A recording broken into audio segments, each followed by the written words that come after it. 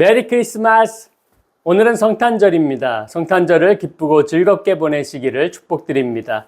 성탄절은 예수님이 태어나신 날입니다. 이날을 우리는 소망하고 기다렸습니다. 그리고 우리는 여전히 우리에게 오실 주님을 준비하며 기대하고 기다렸습니다. 순종과 충성을 다하여 준비하고자 했습니다. 주님을 닮아가고자 노력을 하면서 염소가 아닌 양과 같은 그러한 사람이 되도록 변화를 추구하면서 주님의 오심을 준비하고 기다렸습니다.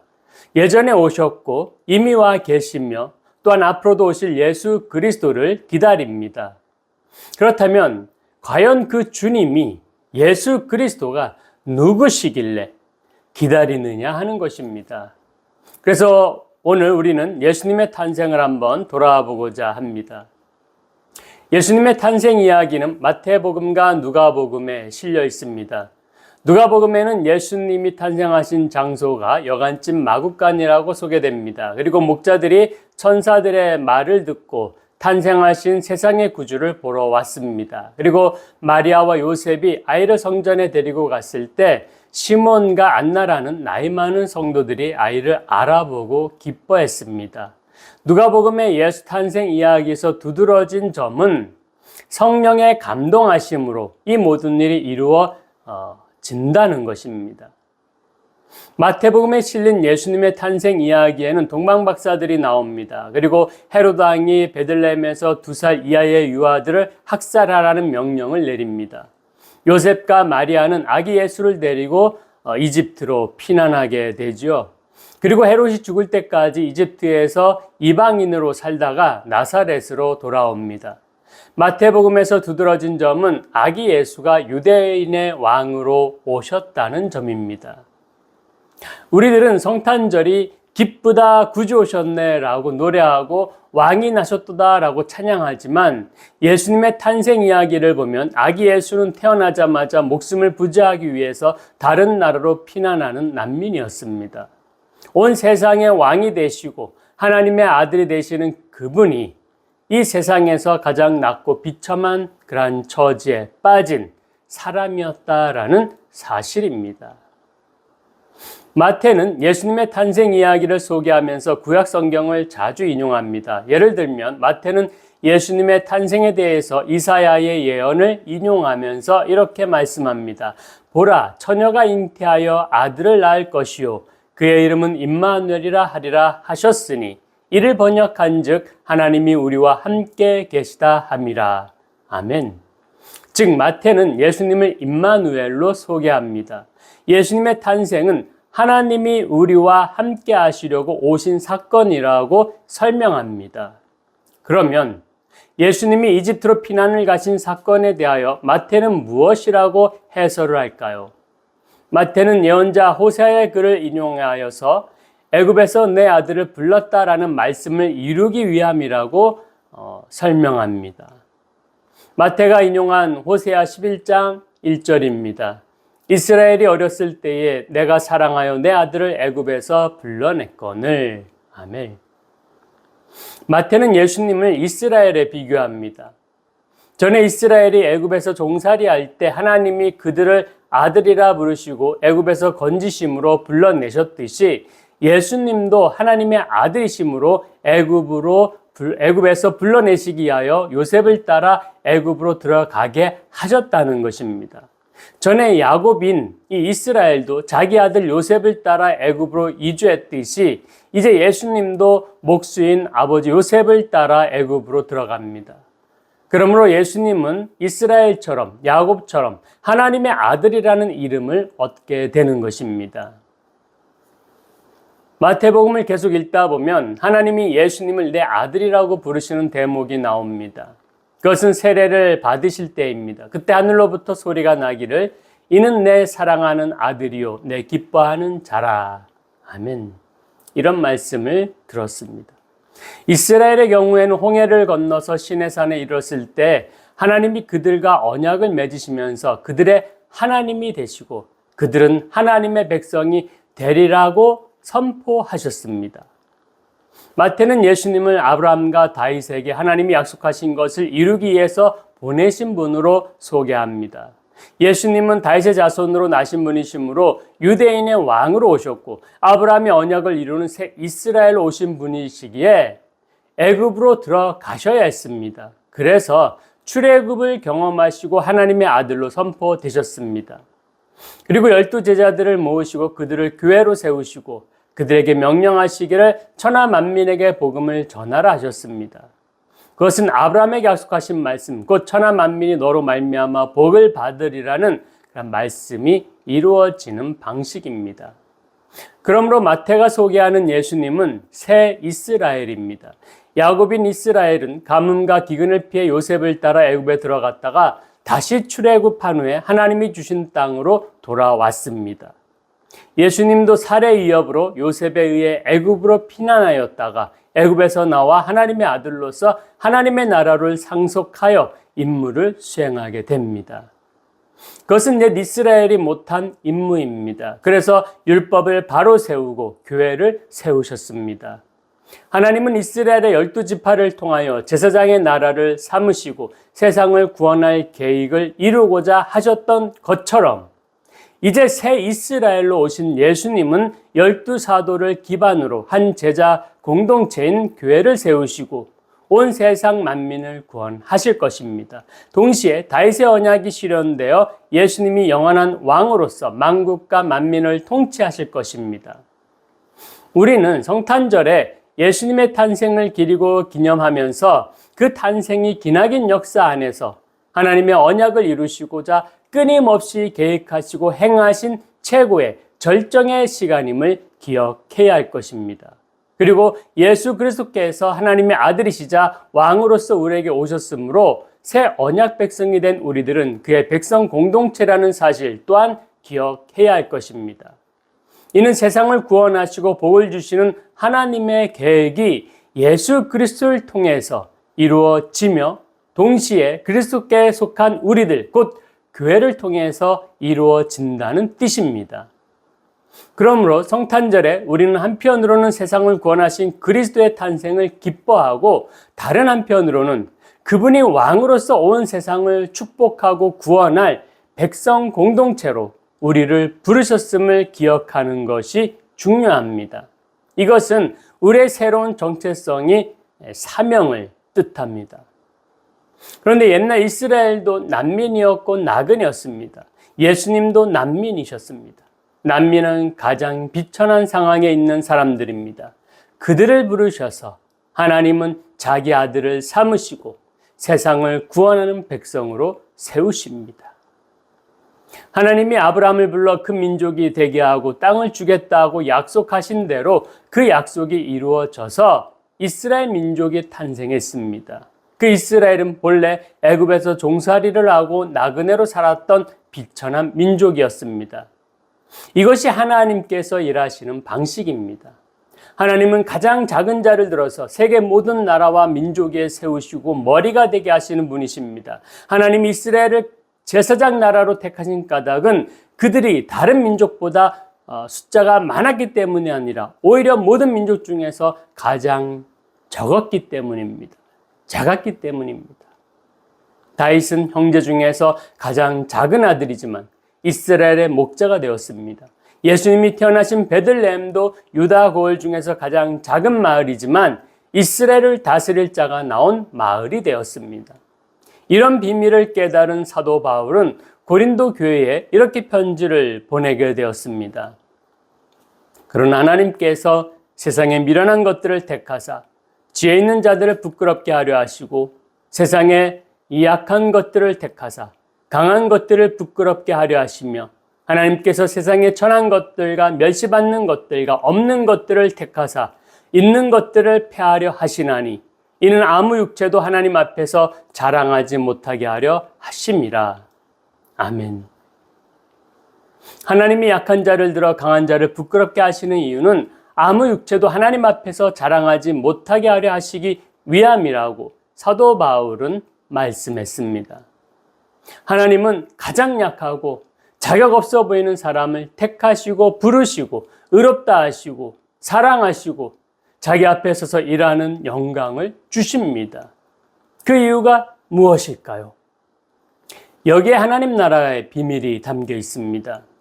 하나님 나라는 본래 나그네였던 사람들이 하나님 앞에 부르심을 받아 의롭게 되며 영광스러운 제사장 나라가 되어 나그네처럼 삶이 고단하고 힘든 처지에 있는 사람들을 돌보는 세상입니다. 그것이 하나님의 백성 공동체에게 주신 하나님의 명령이며 뜻입니다.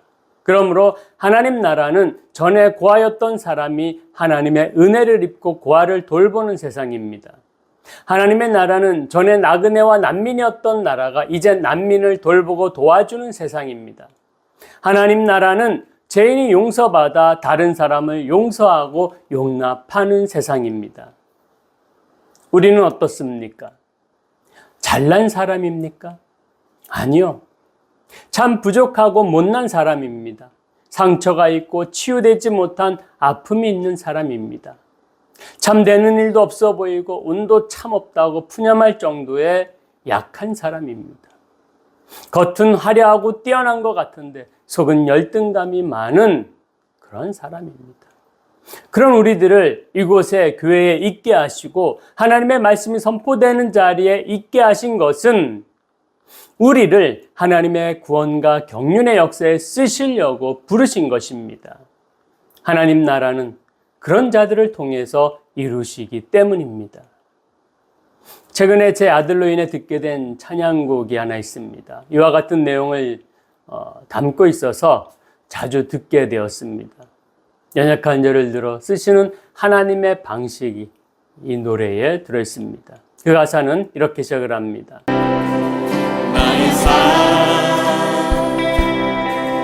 너는 어여쁘고 참귀하나 오늘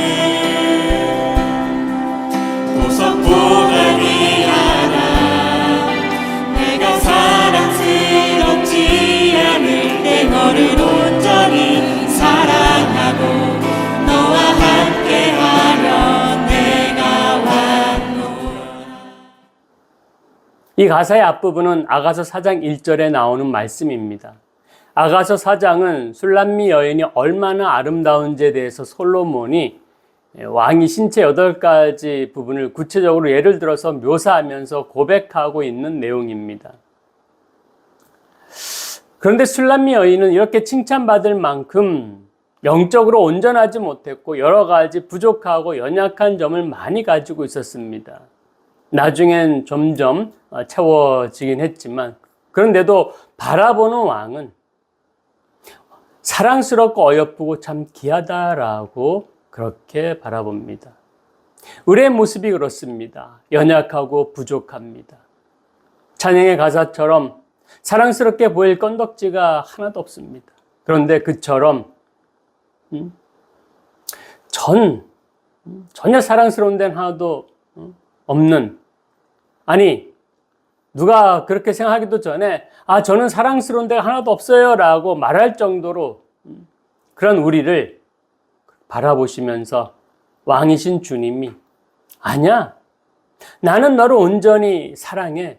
내 눈엔 너가 얼마나 사랑스럽고 어여쁘고 참 귀한지 몰라. 어느 보석보다 넌 귀해. 그래서 너와 함께하려 내가 왔단다.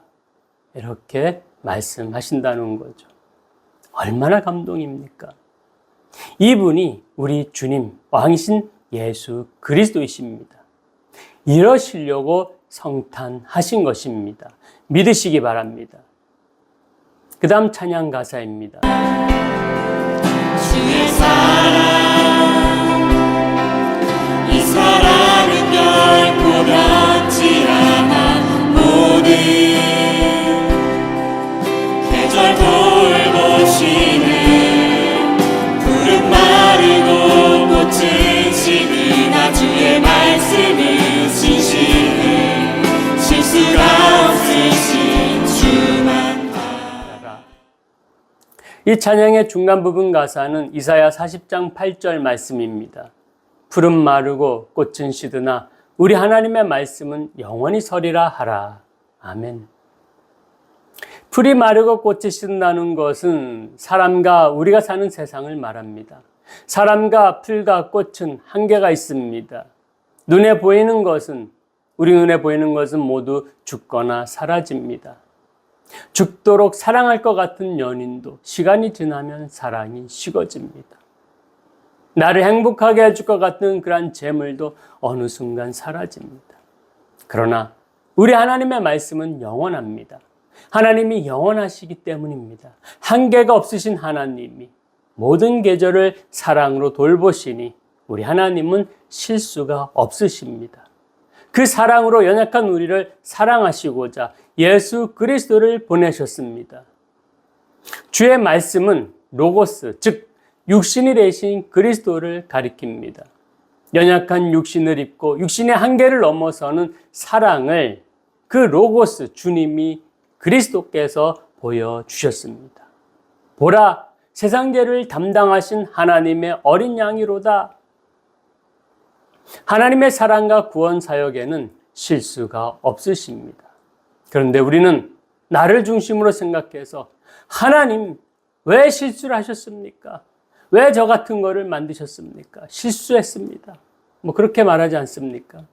또는 왜 저 사람을 만들었습니까? 저 악한 사람을, 죄인을. 실수 아닙니까? 틀렸습니다.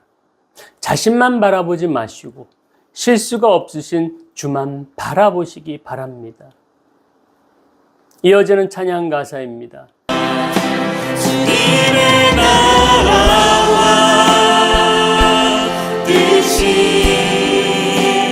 나의 삶 속에 임하시며 주님 알기를 주만 보기를 소망해.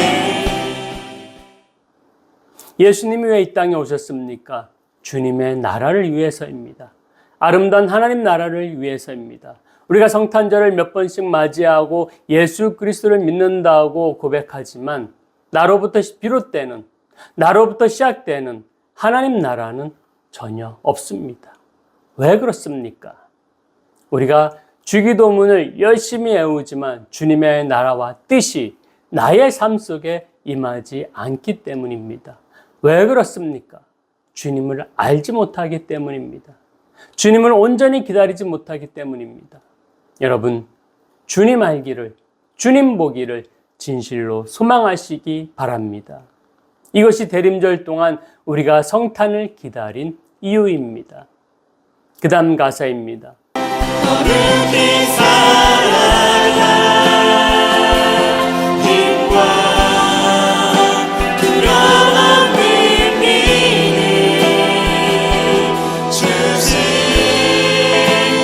나의 하나님 완전한 사랑 찬양해. 우리 사람은 참 연약합니다. 주님 보시기에 어디 사랑스러울 만한 것 하나 없을 것 같고 부족하고 연약하며 의심 많고 조바심 크고 심지어 하나님을 원망하고 하나님께 탓을 돌리는 그런 악한 면도 있습니다. 그런 우리를 하나님이 쓰십니다. 베드로를 사용하셨고 바울을 사용하셨고 이제 우리를 사용하실 것입니다. 이것이 하나님의 일하시는 방식입니다. 어떻게 사용하십니까? 거룩히 살아갈 힘과 두려움 없는 믿음을 주실 것입니다. 그 힘과 믿음으로 우리는 할 수 있습니다. 이와 같은 완전한 사랑을 베푸시는 하나님을 어찌 찬양 안 할 수가 있겠습니까? 하나님이 이 세상을 통치하시기를 어찌 기도하지 않을 수 있겠습니까?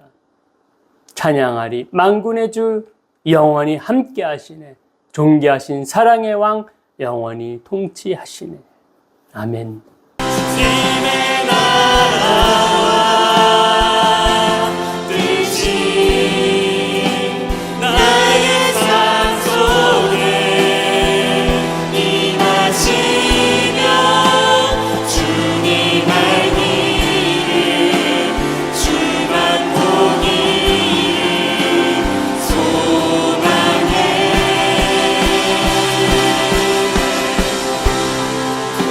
거룩히 살아가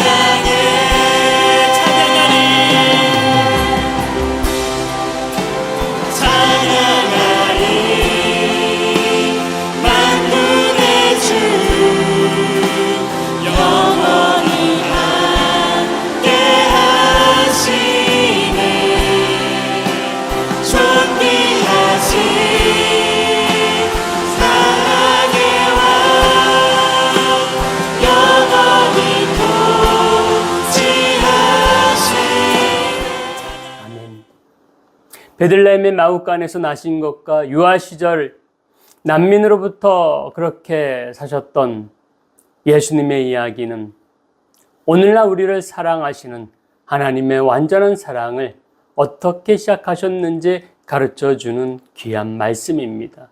본래 낮고 천한 자리에 있어야 할 우리를 왜 하나님이 부르셨는지 가르쳐주는 말씀입니다. 그래서 성탄은 기억해야 하고 기념해야 하고 감사해야 합니다. 예수님처럼 살고자 애를 써야 합니다.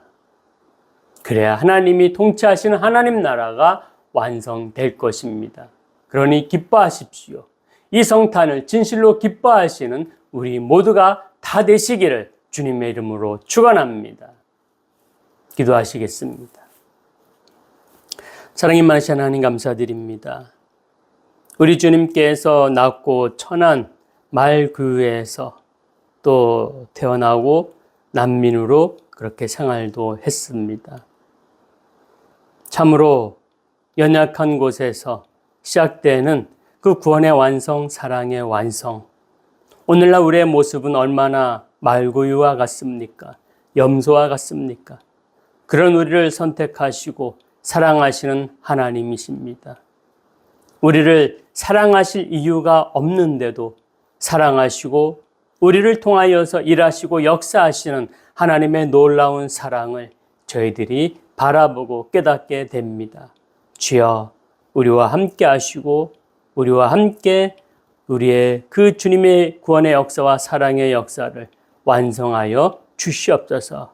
우리를 사용하여 주시옵소서. 우리가 주님을 그렇게 기다립니다. 주여, 축복하여 주시옵소서. 예수님 이름으로 기도드리옵나이다. 아멘.